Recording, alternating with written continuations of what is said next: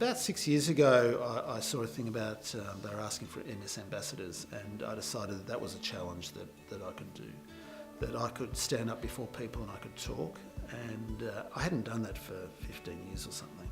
So I did have to practice, and I did have to go to Toastmasters and learn how to be a public speaker, and I certainly didn't want it stressful and to the point where I'd have an attack, and I wanted to enjoy doing it.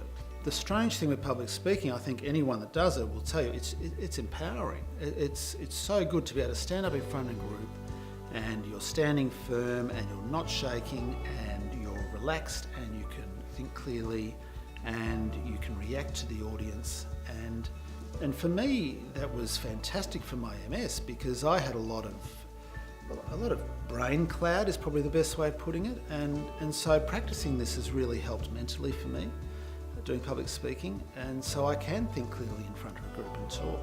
I've met so many fantastic people being an ambassador. One of the first things I did was I had to speak to a group of people that were doing an event called the MS Red Ride, and these people had paid to do the ride and they had committed to raising a lot of money for MS as well as part of that ride, and it was a fully supported ride. And so I had to go and speak to them and explain MS to them and encourage them to do their fundraising and that sort of thing. And I thought, gosh, you know, it's nice for me to do this, but it's not very effective for me just to do it at the start and do it at the end. I would really like to do this ride as well. And so I spoke to the organisers of the ride and said, next time you do it, can I come along? And I'll ride a bit of it and as much as I can, and then I'll rest.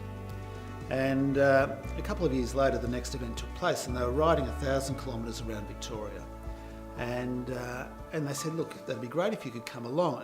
And I think they were humouring me a bit, thinking, oh, he'll ride for 20 Ks and stuff. But I decided in my head that I was going to try and ride every day, and I was going to try and ride 100 kilometres every day and do this thing. So I went along on the Red Ride and I met these fantastic people, and they could see what it was like for me to have MS and could see that I was getting tired and that sort of thing.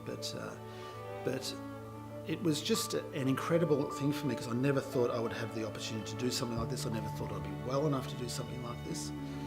But I came unstuck on the second day because my plan was to rest in the van while everyone was riding it, and the van was so bumpy and horrible I couldn't rest.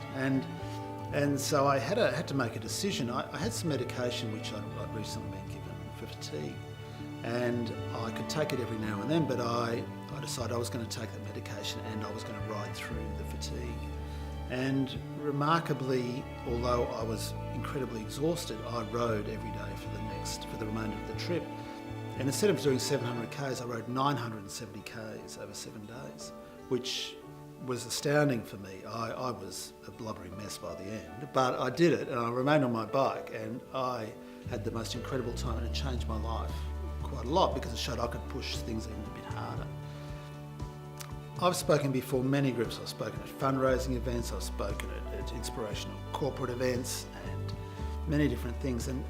But the best thing is when I've spoken at an event and people with MS come up to me afterwards and they say, thank you so much for talking about the invisible symptoms, because their families look at them and they can't see the discomfort, they can't see the pain, they can't see what they're going through.